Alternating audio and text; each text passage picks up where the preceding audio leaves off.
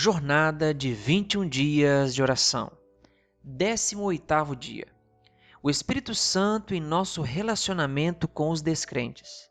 Romanos 12:18 diz: Se possível, quanto depender de vós, tende paz com todos os homens. Talvez você não consiga perceber a relação entre o tema de hoje e a proposta geral dessa jornada. Pois bem, antes que isso fique claro, vou lhe pedir um voto de confiança. O contexto da passagem que lemos indica que Paulo estava preocupado com o testemunho dos crentes numa época de grandes perseguições. Temos motivos para nos preocupar com esse assunto também?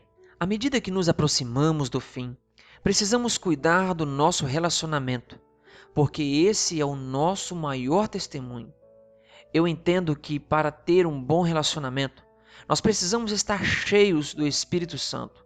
Na companhia do Espírito Santo, ficamos mais dispostos a renunciar nossos julgamentos e disputas e a ignorar o pior que há nas outras pessoas.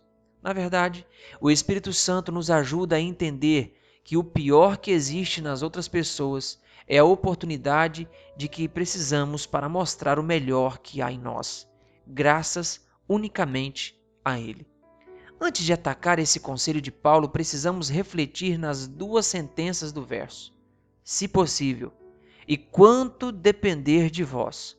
Paulo está falando de uma condição que exige o máximo de nós, sem, contudo, comprometer a nossa fé. Algumas pessoas vão nos odiar por causa de nossa conduta cristã, de nossa religião ou de nossa fé. O tempo do ódio e da intolerância está chegando.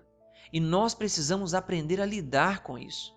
Um cristão nunca deve dar motivos para que alguém o aborreça ou o odeie, mesmo que por assuntos que não estejam ligados à fé. Se para colocar a Deus em primeiro lugar temos que ser maltratados ou perseguidos, julguemos ser um privilégio sofrer por tal motivo. É impossível que os seguidores de Cristo tenham paz duradoura em um mundo que jaz no maligno. Cabe aos cristãos, no que depender deles, que amem os seus inimigos e orem por aqueles que os perseguem. Mateus 5, versículo 44. Os verdadeiros cristãos vivem no mundo, mas não são do mundo. É natural que os que são do mundo e amam o mundo sintam aversão por eles. Os primeiros discípulos se alegraram e regozijaram por serem considerados dignos de sofrer por amor a Cristo. Todos nós sabemos que a luz e as trevas nunca se unirão, e se aproxima o tempo em que as diferenças entre a luz e as trevas ficarão bem evidentes. O propósito dessa meditação é alertar os filhos de Deus para os dias próximos e também para nos estimular a viver de tal modo que as pessoas fiquem impressionadas com o nosso amor. Nós precisamos odiar o pecado, mas amar os pecadores, assim como faz o Senhor. Isso significa viver de um modo digno de toda imitação. O maior testemunho em favor do Evangelho é a vida de alguém que vive o Evangelho. O pior testemunho em favor do Evangelho é alguém que conhece o Evangelho, mas não o vive.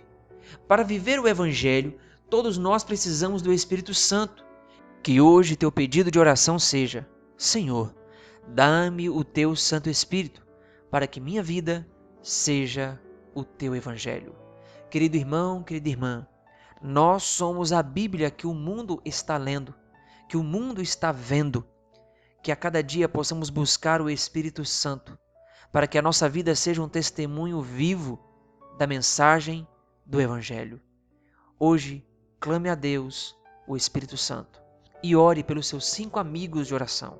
Se desejar, se inscreva em nosso canal no YouTube, youtube.com/c/obomdabíblia. Se inscreva, ative o sininho para que você possa receber a notificação quando estivermos conteúdo novo no canal. Que Deus lhe abençoe. Tenha um bom dia.